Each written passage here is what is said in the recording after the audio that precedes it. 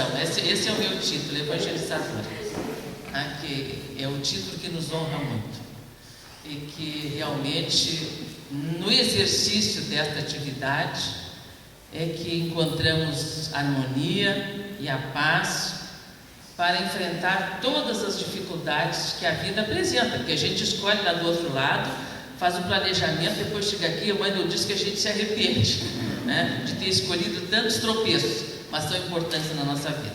E o trabalho da evangelização nos dá coragem. Nós vamos conversar na noite de hoje sobre esta figura ímpar que é o Chico Xavier, esse grande apóstolo, né, que foi contemporâneo nosso e que agora é da espiritualidade. O Chico continua ativo, né, se envolvendo em atividades intensas, das quais a gente pode perceber quando a gente caminha, né, por este movimento espírita do Brasil. O Chico continua muito ativo. Ele nasceu em 1910, lá em Minas Gerais, Pedro Leopoldo, e teve uma infância bastante difícil em todos os sentidos, mas especialmente porque ele teve uma mediunidade precoce, né, uma coisa muito ostensiva, e não era compreendido naturalmente, né, na época, era um fenômeno que não tinha explicação. 1910, 11, 12, 13, 14, 15, e ele menino, né, já interagindo com a espiritualidade. Ele passava por muitas dificuldades. Depois, com o falecimento da mãezinha, né, mas ele conversava com ela o consolava, isso é uma coisa muito importante para ele, no sofrimento que ele já vivia naquela fase, né, da infância.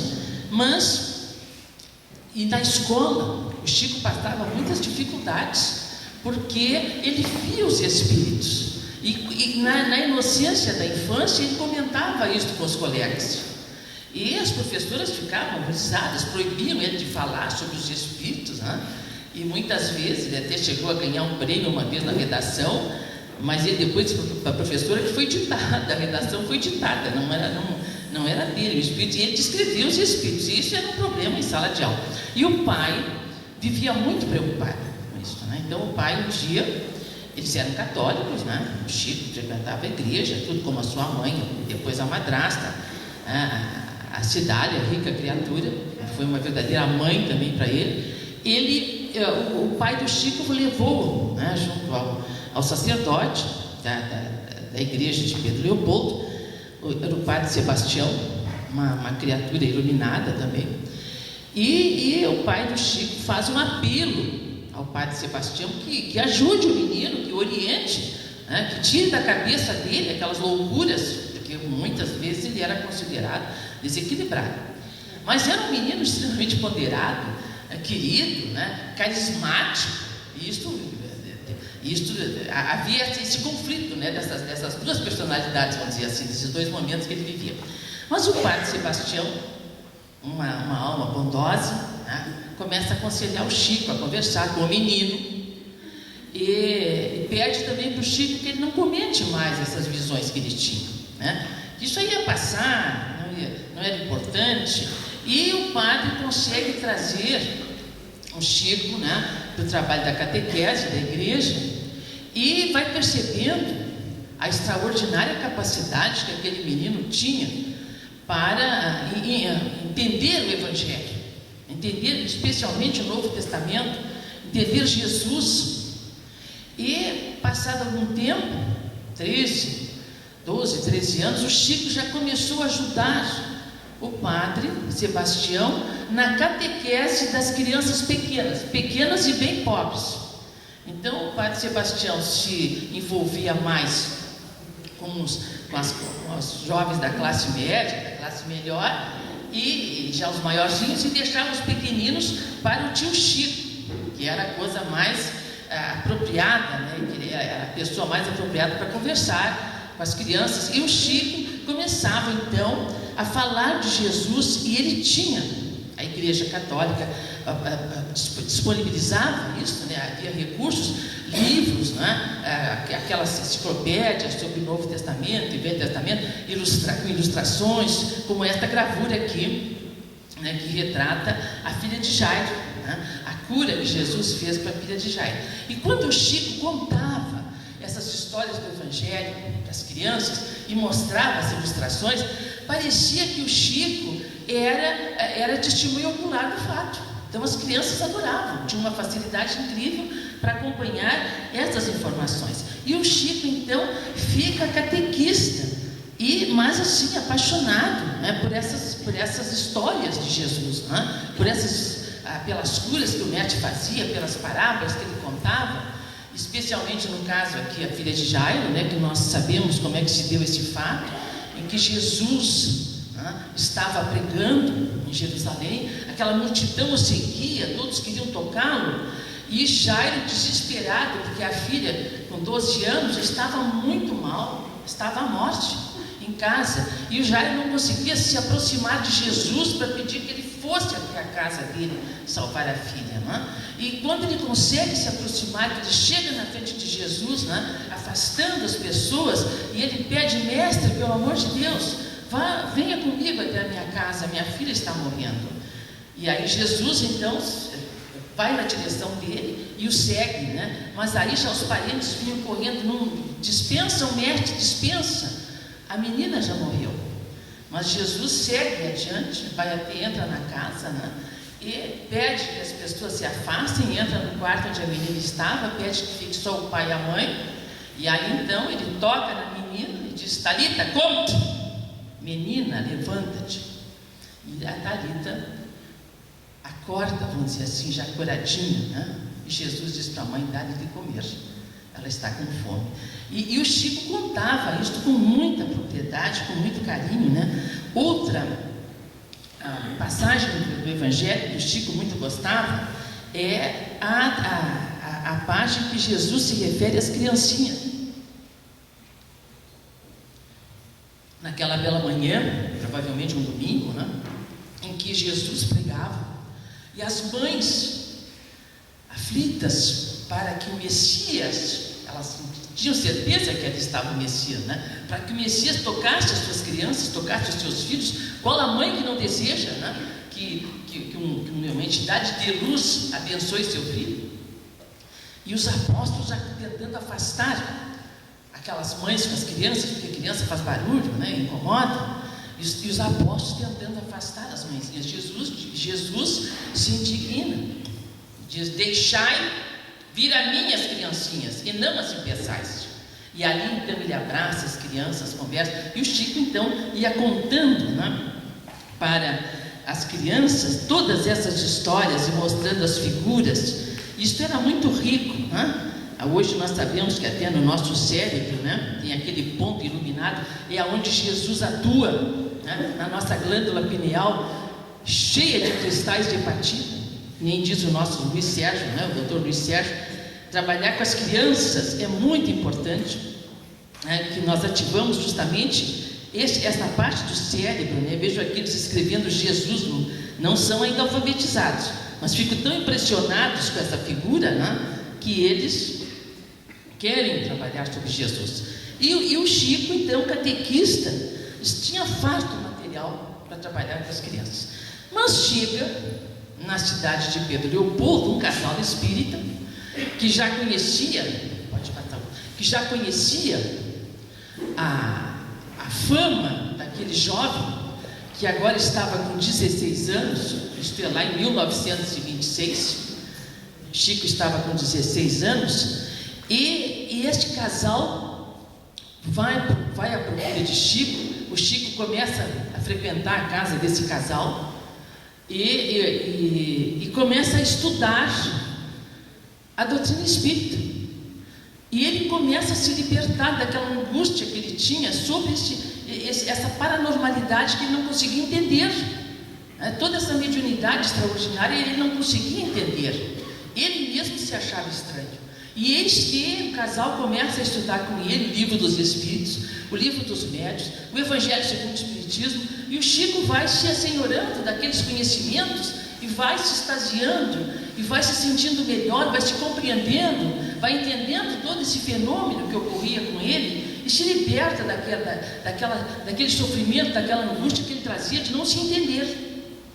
E aí ele vai conversar, claro, com o seu querido amigo, né, o padre Sebastião Scarzelli, e conta para o padre Sebastião que agora ele não era mais católico, mas espírita.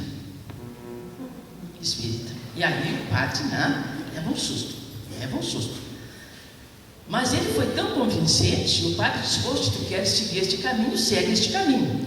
Só tem um detalhe, Chico: tu não vai mais poder ser catequista, porque tu não és mais católico. Então, a partir de hoje, estás liberado desta atividade. Isso foi um choque para o Chico, porque ele adorava o trabalho com as crianças. Ele então começa a pensar. Mas ele vai agora seguir, havia encontrado o caminho que o estava, né, dando equilíbrio, segurança, harmonia, né? E ele então vai para casa. Mas quando ele chega em casa, chegou a hora das crianças irem para a catequese lá na igreja, o padre explicou que o tio Chico não viria mais. As crianças se rebelaram, queriam o tio Chico. Os pais também ajudaram aquelas crianças, né? E fizeram uma comitiva, crianças e pais, e foram até a casa do Chico. E chegaram lá, as crianças chamaram o Chico no portão e pediram: mas tio Chico, mas nós não vamos ficar lá, nós queremos que tu dê as aulinhas. O Chico ficou muito entusiasmado até com essa possibilidade, foi ligeiro falar com a sua mãezinha, a dona Cidália, né? E a Cidália conversa: mas meu filho, não é possível, olha quantas crianças estão lá fora, olha o espaço aqui que nós temos aqui dentro de casa, na nossa pequena sala-cozinha, não dá para colocar todo mundo. E depois, Chico, essas crianças são pobres, são famintas. Lá na igreja, depois da catequese, elas têm uma merenda, e aqui não vão ter nada. Mal nós temos para nós e ainda falta. O Chico ficou muito triste, mas ele sai pela porta dos fundos, não teve coragem de enfrentar as crianças logo de saída, assim, para dizer que não ia dar. Ele vai até os fundos, né? Aí ele olha aquela imensa mangueira, aquela árvore no fundo do quintal, aquela sombra gostosa. Olhou uma pilha de tijolos lá no canto, mais uns pedaços de tábua. Ele mesmo ali ajeitou os banquinhos e já foi na frente e disse para as crianças: podem entrar. Nós vamos começar a nossa aulinha de hoje. E as vizinhas já tudo, vizinho, né, quase curioso, né? As vizinhas tudo curiosas, olhando aquela cena, aquele mundo de gente na frente do portão da dona Cidália. Daqui a pouco as crianças entram e somem. E a uma mais esperta foi dar mais uma espiada e viu aquela criançada toda sentada ali naquela sombra, e o Chico conversando, e elas prestando atenção. E aí então foi já espalhando para as outras, e daqui a pouco a mangueira, era uma tarde amena, não corria uma brisa. Daqui a pouco a mangueira começou a se movimentar, os galhos mais altos a se movimentar, chamar. As vizinhas perceberam, e aquela mais curiosa, que já tinha ido lá dar uma fuxicadinha, disse: mas essas crianças vão sentir fome. Eu acho que nós podemos ajeitar as coisas aqui e oferecer uma merenda para as crianças. E elas tinham um bolo, a outra tinha um pão, e aí foi. Ao cabo da aula, o Chico já tinha a merenda para as crianças. E isto aconteceu por mais de 30 anos, lá em Pedro Leopoldo. E a nossa Márcia Maria Queiroz, que foi uma das biógrafas do Chico, que entrevistou ele em vida, conviveu muito com ele lá em Pedro Leopoldo, depois em Uberaba, e aí ela conversa com o Chico sobre este período em que ele evangelizava no fundo do quintal. Vejam, o Chico com 16 anos dando aula de evangelização, mas ele tinha falta de material, ele não tinha ali, nas condições precárias da casinha dele, ele não tinha os recursos que ele encontrava lá na igreja, com os livros coloridos, com material para escrever, para desenhar. Ele não tinha. Então ele tinha que improvisar. O Chico, queridos amigos e amigas, ele, depois que ele recebia a psicografia da mensagem, né, psicograficamente, ele datilografava, e aquele papel que foi escrito ele apagava, para poder aproveitar, dada a dificuldade financeira para adquirir material. E muitas vezes ele usava para fazer os desenhos para as crianças das cenas do Evangelho de Jesus. Ele desenhava e depois dava para as crianças também fazer o desenho. E ele usava muitas vezes carvão e não tinha lápis suficiente. Utilizava para colorir as folhas das árvores, as flores, para fazer o colorido do papel. Então, tudo isso o Chico fez.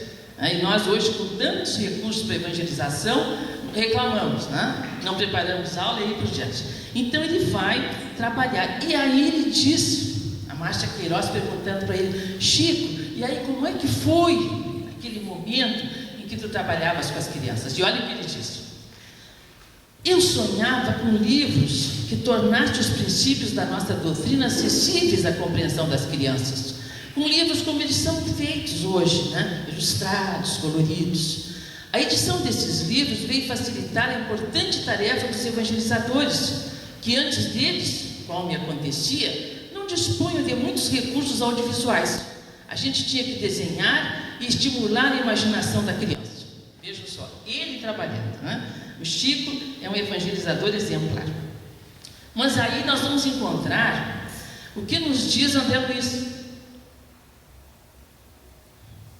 Porque tem muita gente que reclama que não está preparado para trabalhar com a criança, que não.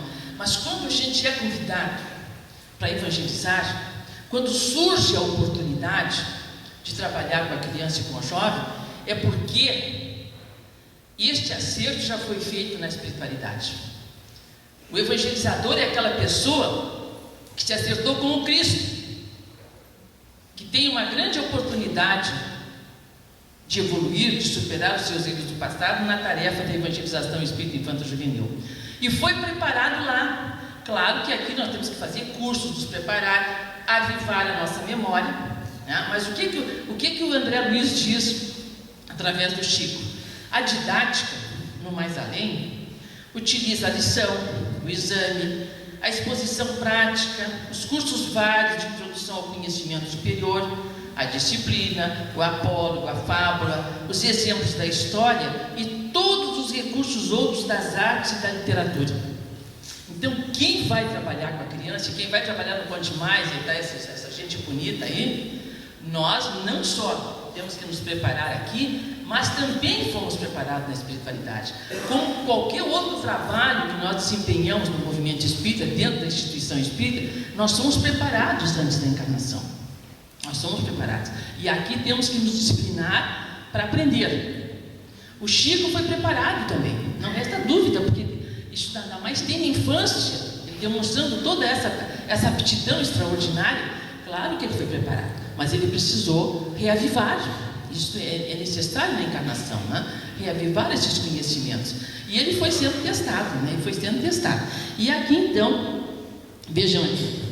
Aqui está a foto, é uma foto lá do Chico, já fazia mais de 30 anos que ele fez essa atividade. Enquanto ele morou em Pedro Leopoldo, todos os sábados à tarde ele ia para baixo dessa mangueira. E lá ele já está agora careca, por volta dos 40 anos, começou com 16, e aqui no fundo do seu quintal, ele evangelizou muitas crianças, depois os filhos, depois os netos, e foi evangelizando, até que ele foi embora depois para o Ubirá. Então é um desafio muito grande, essa tarefa do Cristo, do Chico, de trabalhar, de produzir material, e essa questão, de começar a receber material depois para a literatura infanto-juvenil. O Chico levou 17 anos, de 1926 até 1943, para receber o primeiro livro dedicado à infância. Primeiro livro, ele levou 17 anos evangelizando, agorizado, fora o período da catequese. Então ele começa a receber obras mediúnicas de literatura espírita infanto-juvenil. Um livro extraordinário que hoje a FEB faz em 3 volumes, mas que foi lançado num único volume, A Cartilha da Natureza, em 1943. Ela é toda em versos, muito lindo esse trabalho com a criança, é poético demais, é do Casimiro Cunha. Depois, em 47, ele recebeu o Caminho Oculto, assinado por Veneranda, uma iluminada, um espírito muito iluminado. Depois, Os Filhos do Grande Rei, também de Veneranda, em 47. Depois, A Mensagem do Pequeno Morto, veio assinada por Neio Lúcio.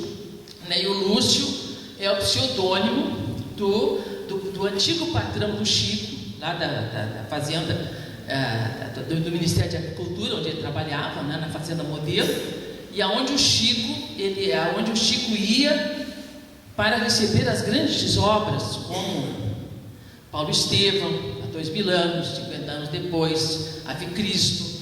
O Emmanuel sempre dizia: agora tu vais precisar ir para um local de muito sossego, para receber um outro trabalho que está sendo preparado na espiritualidade. Aí o Chico já sabia que ele ia ser designado para ir para a Fazenda Modelo, lá no interior de Minas Gerais. E lá então, o patrão dele era espírita. E ali então, ele tinha à noite, depois do expediente, né, é que ele então ia recebendo essas mensagens. Ele tinha então uma sala especializada, uma saletinha só para ele, e ele então recebia estas obras, inclusive as infantis, posteriormente, quando ele estava lá também, algumas infantis. Então, O Filho do Grande Rei, então Neio Lúcio vem a ser o pseudônimo do patrão dele, né, que desencarnou, e em seguida começou a se manifestar pelo Chico com mensagens para a infância e para a juventude, porque na Fazenda Modelo moravam seus netos. E então a história de Maricota, depois com Casimiro Cunha, também é muito interessante. Jardim de Infância, de João de Deus. Alvorada Cristã, de Neio Lúcio, extraordinário livro. Jesus no Lar, de Neio Lúcio. Pai Nosso, de Meimei. Pai Nosso de Meimei é uma apoteose de livro para a infância. Eu já não sei para quantos pequeninos que, quando fazem aniversário, eu dou de presente. É com 5, 6, 7 anos que já começam a ler. O Pai Nosso é um livro extraordinário, é recebido pelo Chico. E ainda enquanto o Chico evangelizava lá embaixo da mangueira, né? Esse da Meimei. Depois Evangelho em Casa, também de Meimei, é belíssimo, né? Juca Lambisca, do Casimiro Cunha. Cartilha do Bem, de Meimei, recebido em 1962. Eu trabalho com as crianças na creche lá do Dias da Cruz, né? Na Casa do Pequenino. É um livro que as crianças se encantam, né, com a mensagem que Meimei traz. Vejam que o livro foi recebido em 1962 e está atualíssimo. Timbolão, de Casimiro Cunha, Natal de Sabina, Francisca Clotilde. Tintim, o espetáculo continua, de Francisca Clotilde. Crianças no Além. E depois Antologia da Criança, por Espíritos Diversos, já em 1979. E aí então nós chegamos ao Conte Mais. Este trabalho de fôlego que começou aqui no Rio Grande do Sul em 1948, quando Francisco Spinelli era o vice-presidente da Federação Espírita do Rio Grande do Sul, responsável pela área da educação. E o Francisco Spinelli então cria a escola, né, de preparação de evangelizadores. E o Centro de Preparação de Evangelizadores, e chama a dona Diná Fagundes Rocha para coordenar o trabalho. Como é que se preparariam trabalhos destinados à criança? Spinelli nem sabia que lá no Chico, o Chico já estava fazendo isso há muito tempo. Né? Vejo que são coisas, aquilo que Allan Kardec coloca, né? A verdade, ela vai despontando aqui, lá, colar, muitas vezes não tem relação e daqui a pouco a gente consegue unir as informações, né? Então, esse trabalho lá no cantinho, lá em Pedro Leopoldo, embaixo da mangueira, né?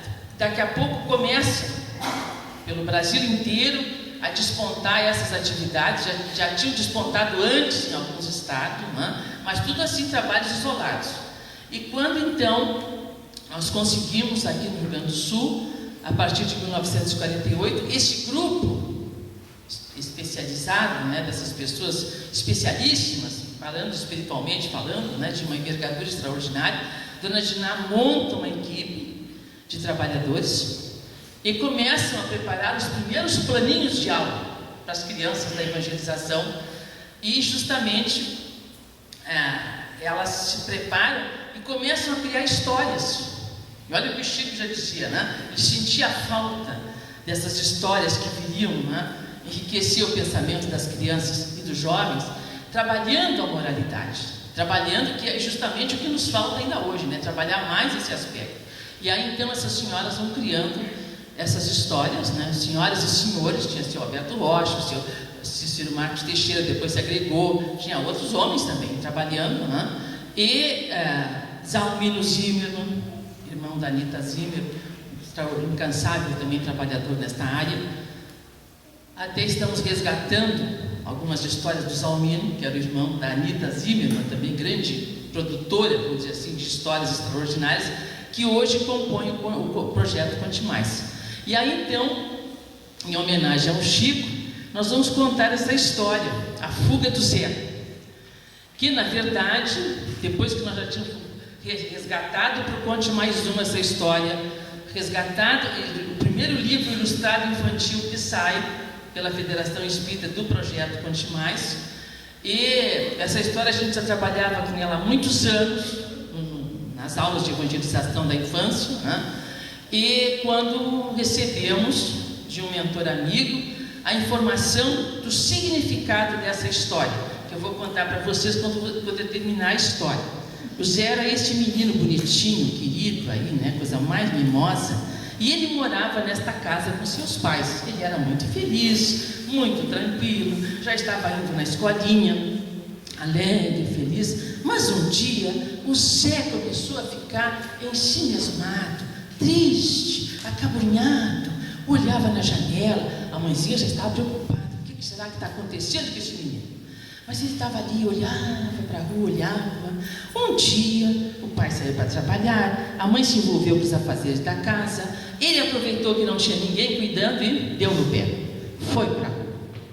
Era tudo o que ele queria, um menino de 6 anos, né? Dar uma volta, conhecer o bairro, ir sozinho, e o maior sonho dele, não ir na mão da mãe, nem do pai, nem de ninguém.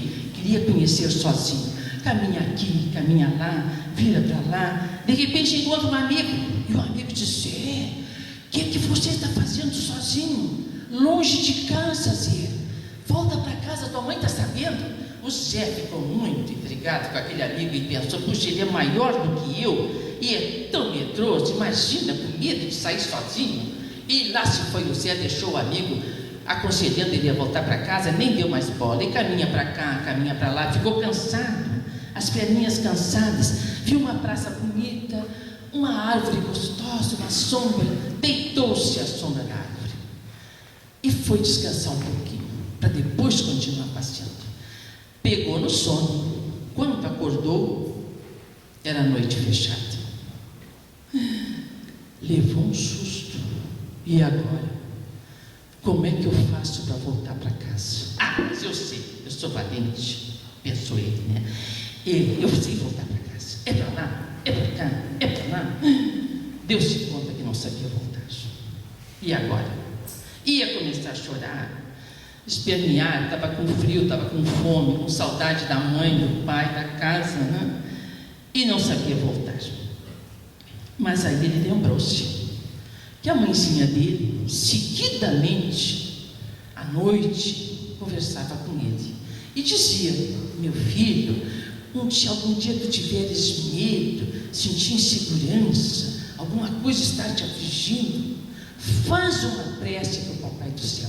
E o Papai do Céu, que atende quando a gente faz uma prece sincera, vai te ajudar. Ele lembrou-se disso e ali mesmo, no meio da praça, estendeu os bracinhos e pediu para o Papai do Céu: Papai do Céu, eu quero voltar para casa, eu estou com fome, eu estou com frio, eu sei que eu não devia ter feito isto. E conversa com o Papai do Céu pedindo proteção. Quando ele abre os olhos, está um policial à sua frente, e o policial pergunta para ele: menino, o que você está fazendo sozinho nesta hora da noite? Onde estão teus pais? Aí o Zé explica para o policial o que ele tinha feito. O policial disse: você é impossível, hein, menino? Qual é o endereço? Onde é que você mora? Eu vou te levar para casa. Eu não sei. Ele não sabia dizer o endereço. E o policial disse: mas o que tem na tua rua? Tem alguma coisa importante? Ah, disse ele: tem. Mamãe sempre fala que nós moramos na rua da Figueira Grande. Ah, disse o policial: agora eu sei onde é que é, vamos até lá. E levou ele para casa. E foram conversando e foram caminhando. Quando chegaram em casa, os pais desesperados já tinham procurado por tudo. E chega o Zé, sano e salvo, é trazido pelo policial. Foi aquela alegria. O pai sentou ele no colo e disse: mas menino, me explica o que tu fizeste.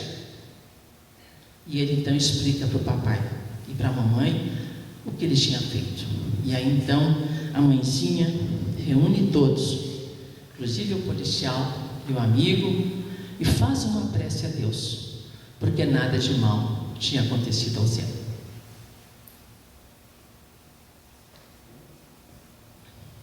Essa história é trabalhada na aula sobre o valor da prece. Os evangelizadores todos sabem, muitos já usaram. Mas o que esse Espírito nos contou, tempos depois que tínhamos já o livro publicado e ilustrado, que essa história é a parábola do filho pródigo adaptadamente infantil, que é aquele momento em que é um grito de autonomia que o Espírito tem, que quer se livrar de tudo e quer ele ser responsável pelas suas experiências. Depois, com o sofrimento, ele vai voltar o caminho de volta para Deus. A casa do pai e da mãe, aqui na terra, é a casa do pai. O pai e a mãe são representantes de Deus. Isso nós temos que também nos conscientizar bastante, sobre essa nossa responsabilidade que temos aqui na terra. Por isso que a gente fez a cartilha para os pais, a cartilha para os pais, para que os pais tenham consciência da responsabilidade que é ter os filhos aqui na terra. Então, nós vamos vendo, e isso está na obra do Chico, toda essa parte voltada à infância e à juventude, nós vamos vendo que o processo reencarnatório, ele é um plano educativo, é um plano de educação divino, e que precisamos reencarnar. O nosso querido irmão, um querido irmão psiquiatra, Jorge Andréa, que completou agora este ano 100 anos, lá no Rio de Janeiro, lúcido, íntegro, publicando o último livro dele, o mais recente, vamos dizer assim, que talvez até saiam outros, ele coloca que o espírito, o espírito ainda do nosso tipo evolutivo, necessita da encarnação para evoluir mais rápido, porque se nós ficássemos só no plano espiritual, ia levar muito tempo para a evolução se fazer. E é mais fácil quando a gente vem para o corpo físico, esquece momentaneamente as nossas vidas anteriores, esquecemos, colocamos tudo lá no inconsciente e viemos viver a experiência aqui do mundo físico. Isso é muito importante, essa oportunidade. São implementos cerebrais novos, há uma hipnose natural para adormecer a memória, há um planejamento no plano espiritual, há um tutor, é designado um anjo guardião para cada um de nós que reencarna, é um espírito bondoso, amigo, que vai nos acompanhar em toda a trajetória da encarnação. Ele nos ajuda a planejar a encarnação.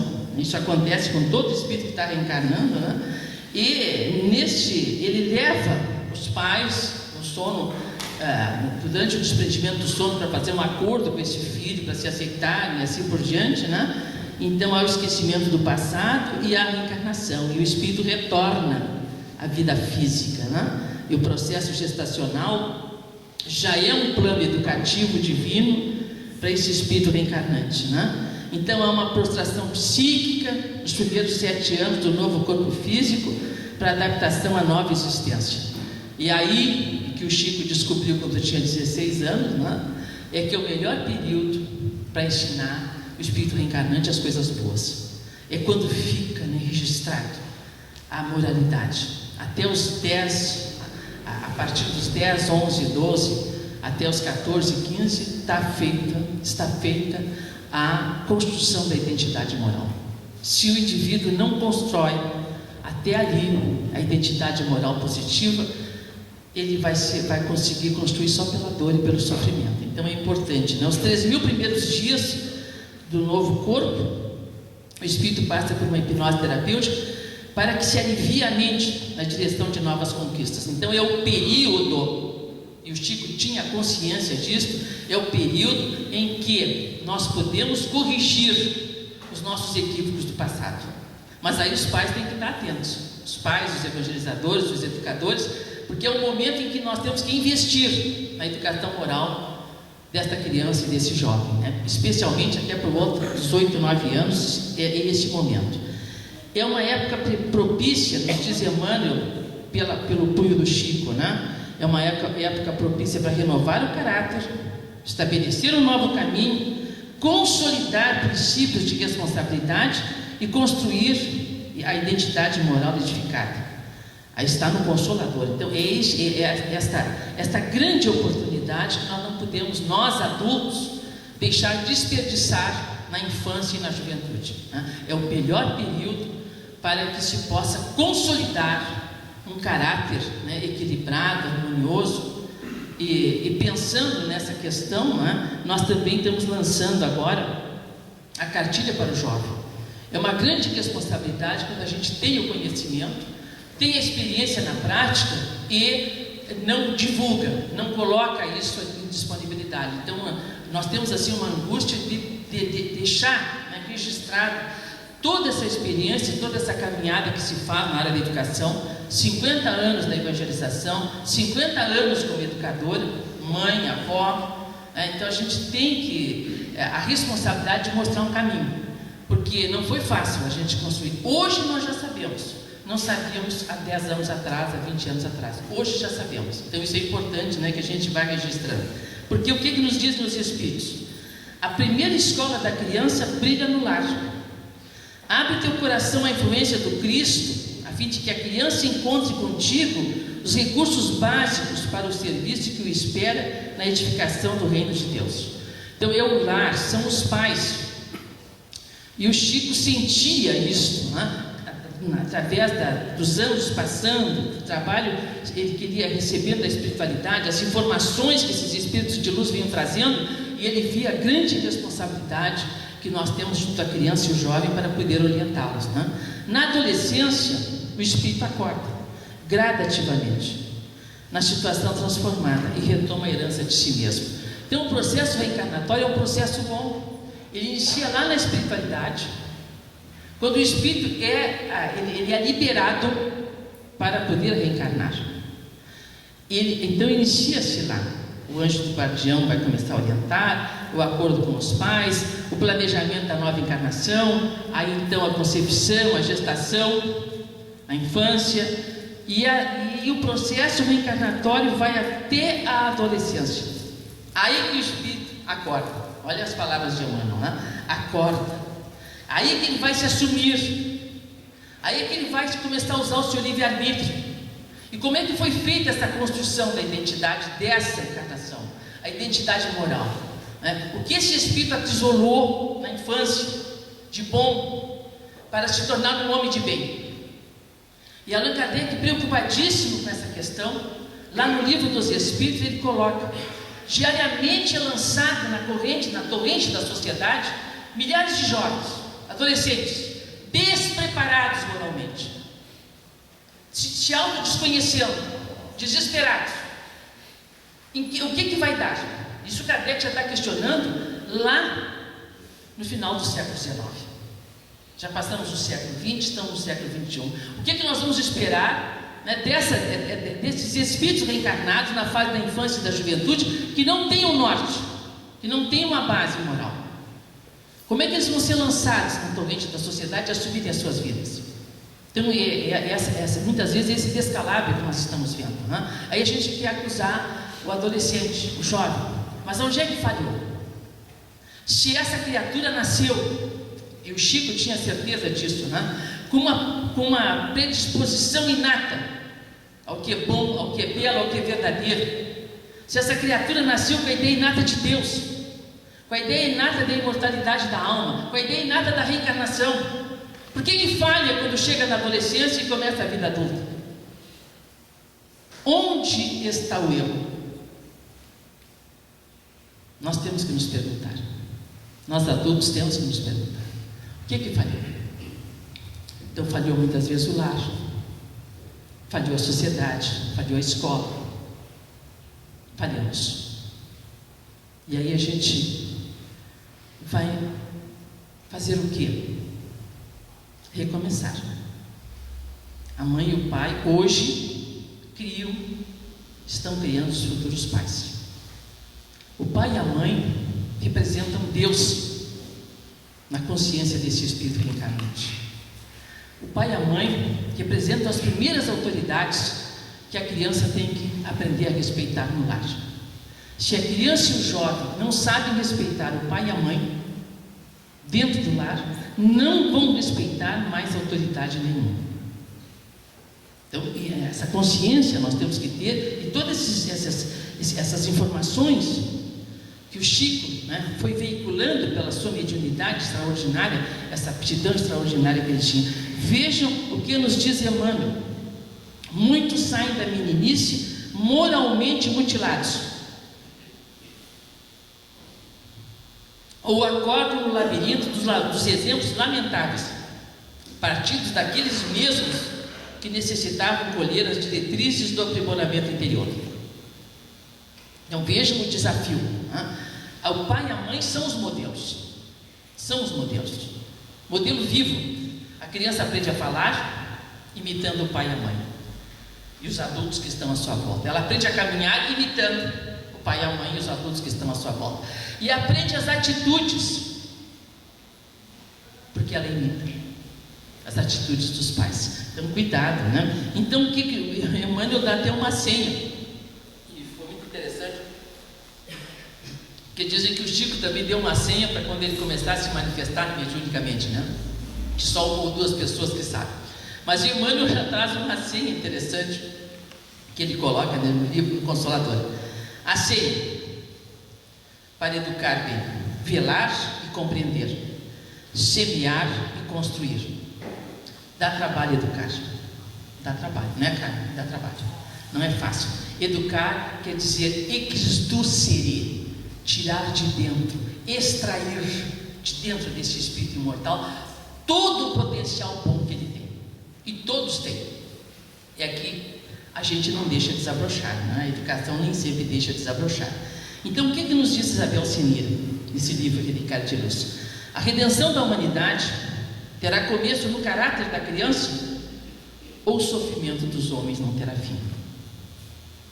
Por isso é que o nosso querido Chico tanto investia na infância, no sacrifício pessoal. Esse lado de evangelizador do Chico, poucos conhecem, né? De se voltar para a infância, para a adolescência e lutar, né? E levar a mensagem cristã, porque ele tinha certeza que quando desabrochasse no âmago desse serzinho inocente, infantil, a ideia de Jesus, essa criatura já se encaminharia para o bem. E quando Allan Kardec questiona, né, lá na questão 625, qual é o modelo e o guia da humanidade? E a resposta mais curta deu o Evangelho segundo o Espiritismo: Jesus. Então, desabrochar na alma da nossa criança e do nosso jovem essa ideia de Jesus é muito importante, né? Então aqui nós temos algumas coisas sobre evangelização, os objetivos da evangelização infanto-juvenil, importantíssimos, né? E todo um trabalho, aqui as capas dos livros, né? A Cartilha da Natureza, o Fugindo para Viver, Cartilha do Bem, e o nosso Conte Mais. Agora a nossa homenagem aqui a esse povo de Torres do Conte Mais, que merece, né? Porque esse projeto vem desabrochando, é aqui no município de Torres, em muitos lugares, é um trabalho extraordinário também que é feito, mas com essa sequência, às vezes as pessoas dizem: Gladys vai contar a história lá, contar a história cá, na praça, né?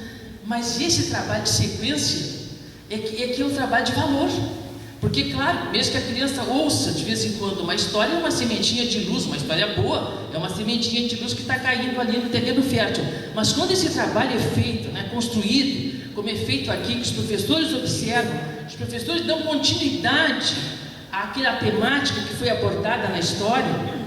Esse trabalho, eu costumo dizer assim para as nossas professoras lá da Casa do Pequenino, quando a gente conta uma história boa, edificante, na segunda-feira, durante toda a semana se pode trabalhar aqueles princípios, e isso vai enraizar, e essa criança vai sair ser soberana da infância, vai atingir a adolescência de forma equilibrada, harmoniosa, serena, né? Vai ter a crise da adolescência, que é normal, de uma forma com mais equilíbrio, com mais harmonia, porque é uma crise de identidade. Não é fácil o espírito chegar na adolescência, não é fácil. E nós muitas vezes adultos não compreendemos também quando o jovem chega na adolescência, porque é um conflito de mudança muito grande, né? O pé lá deslancha a crescer lá pelos 12, 13 anos, que fica enorme, o resto não acompanha, né? Fica aquela lancha, né? Os guris estão 42, 43, né? E parece que não vai terminar de crescer aquele pé. De repente começa a crescer a perna e os braços, mas o tronco não cresce. O tronco vai levar 8 meses ou 10 meses depois para crescer. Então a mão bate lá no joelho. A criatura está desengonçada. O espírito está ali e não sabe o que está fazendo. Não é mais criança, mas não é adulto, ele está no conflito, ele não sabe nem quem ele é. Ele está se assenhorando. O organismo todo está a bilhão pelos hormônios todos. Começa a acordar no cérebro, né? Algumas glândulas adormecidas começam a acordar, e vá a glândula para cá, e vá o hormônio para lá, e aquele conflito todo, e nós não temos paciência.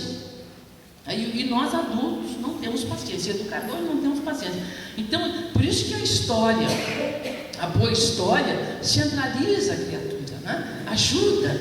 Quando a criança ou o jovem ouve uma boa história, ele se harmoniza. Aqui está todo o projeto, né? Os 4 livros, que atendem todas as faixas etárias, né? Porque para a criança pequena é a fábula, é o bichinho que está ali falando, e a criança, o espírito reencarnado na fase da infância, é imaginativo, é uma coisa muito rica, né? Ser criança. E ele vai aprendendo a moral. Não adianta, né, falar de forma abstrata para uma criança. A criança tem um pensamento concreto, não adianta dizer que tem que ser honesto, tem que ser bom.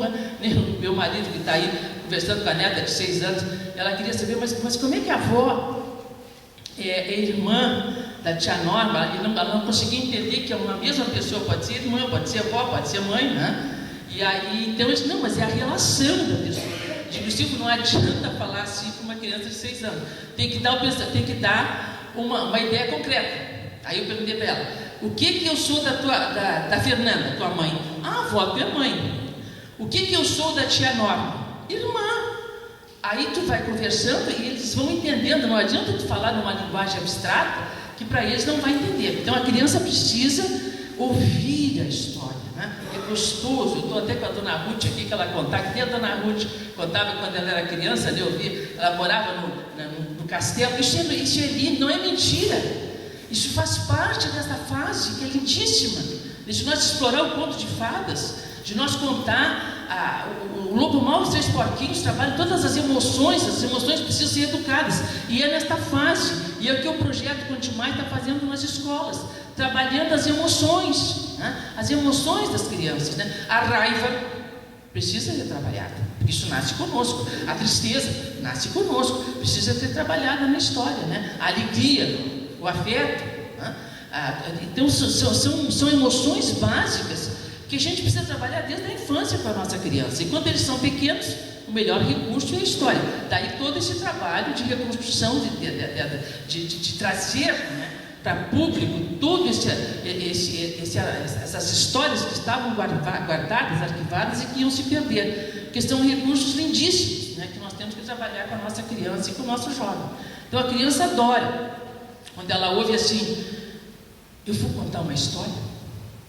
Era uma vez, já o olhinho está brilhando, né? Ela já senta, ela já se acomoda, e mesmo o jovem, claro que não vamos contar um conto de fadas para 11, 12, 13 anos, 15, 16, aí já são histórias reais, histórias de aventura, são biografias, como está no Conte-Mais 4, só fatos realmente acontecidos, né?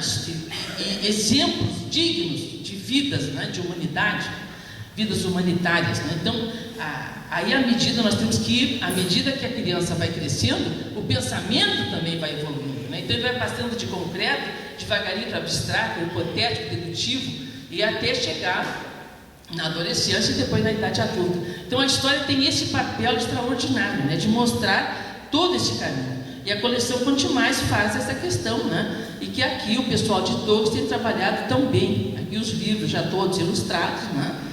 E que muitas histórias já estão ilustradas, muitas ainda não estão, mas a gente está fazendo um esforço, né, para que esse projeto, né, prossiga. É difícil, não é uma situação fácil, mas nós estamos seguindo, né, esta linha que a espiritualidade nos traz. Por exemplo, né, contar um conto de fadas para criança, por exemplo, a Branca de Neve. Como é que termina o conto de fadas para criança? Como é a última frase do conto de fadas? Como é que é?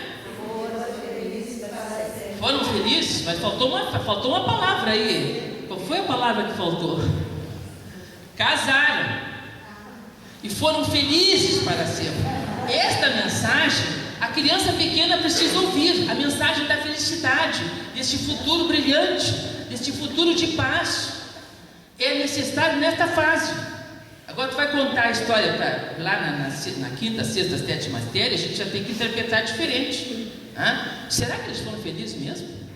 Será que a Branca de Neve, com tantos problemas na infância, né, morreu o pai, morreu a mãe, depois o pai casa com uma madrasta terrível, depois o pai morre, e assim, será que ela tinha equilíbrio emocional? E aquele príncipe que ela não conhecia, como é que será que ele era? Aí a gente já vai cair na real. Mas na fase na infância, até os 7, 8 anos, é essa ideia de que o mundo tem que ter conserto, tem que ser feliz. Então todos se dão bem. Como é que termina o lobo mau e os 3 porquinhos?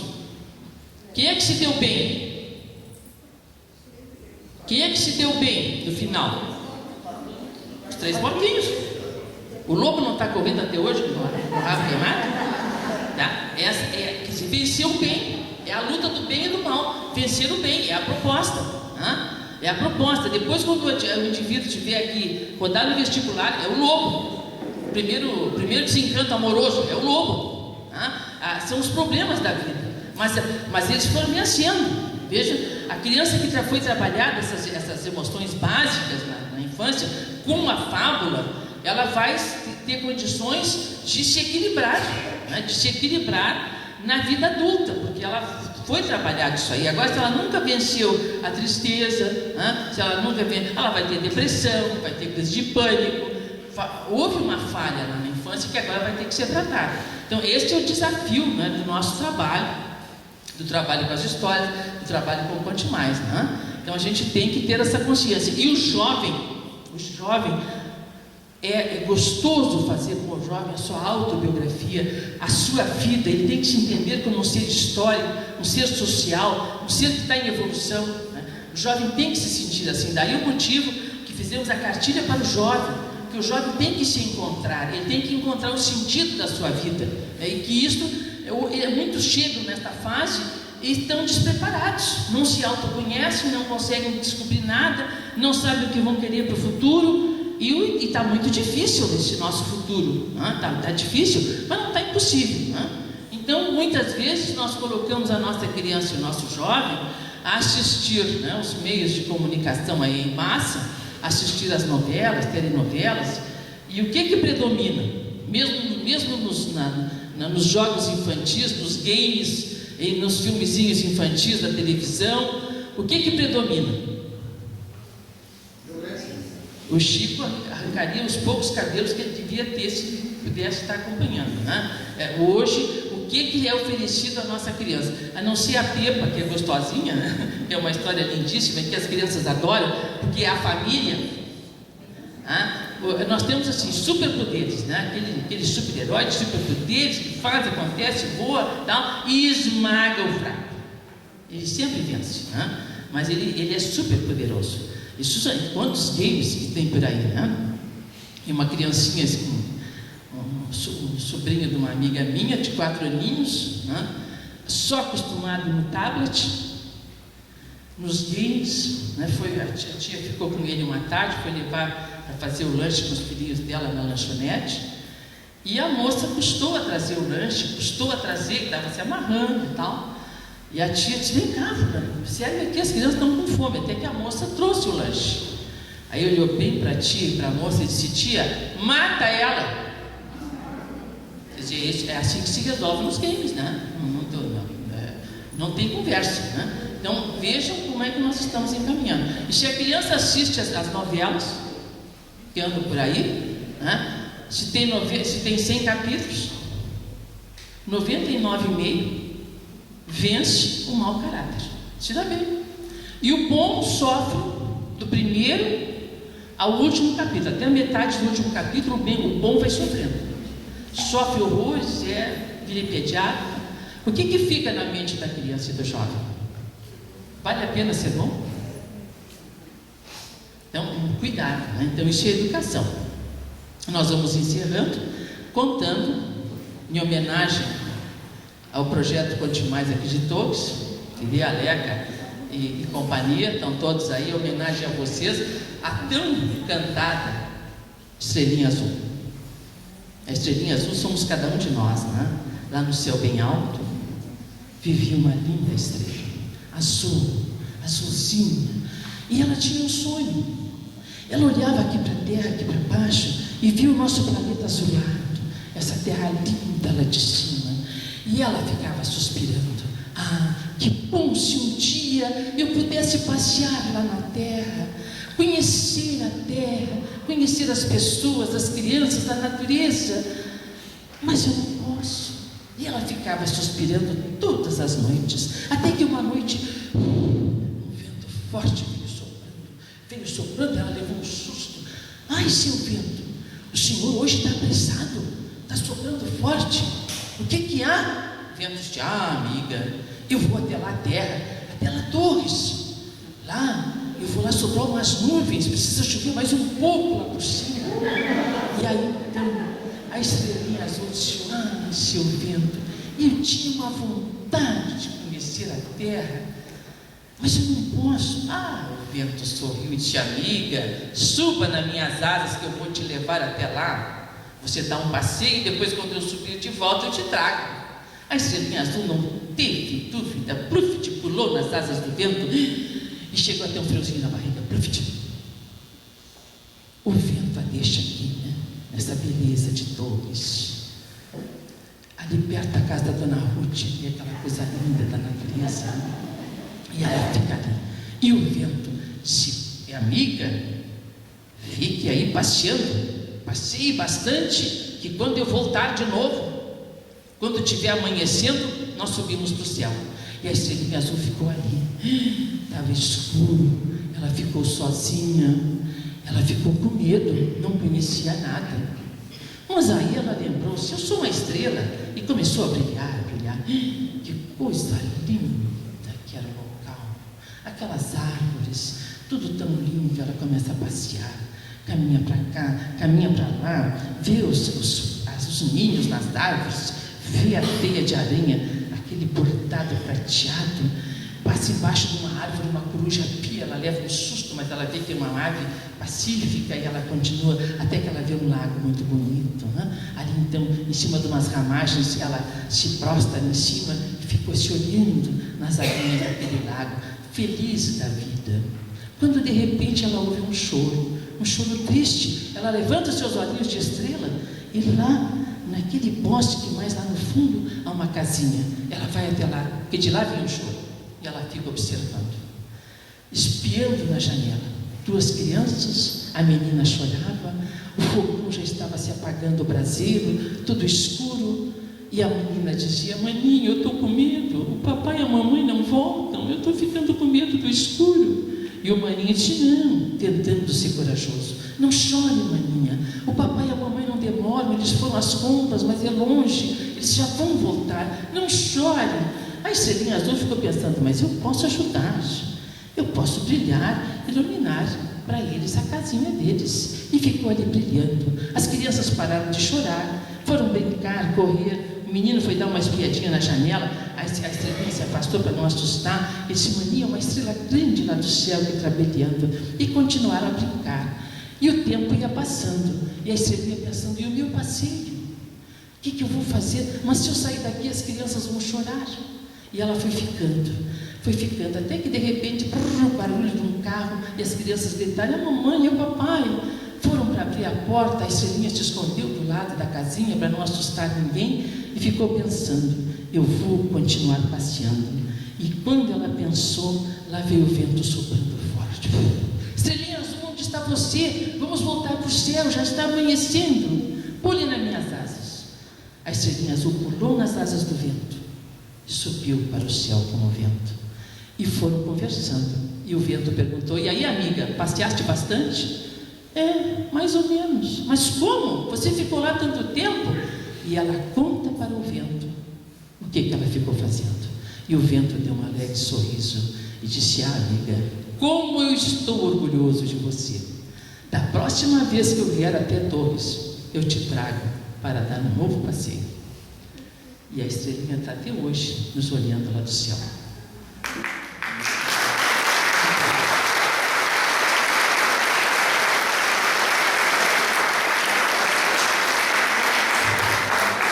Cada adulto, assim como o Chico, é uma estrelinha azul na vida de alguma criança. Que Deus nos abençoe. Muito obrigado pela atenção.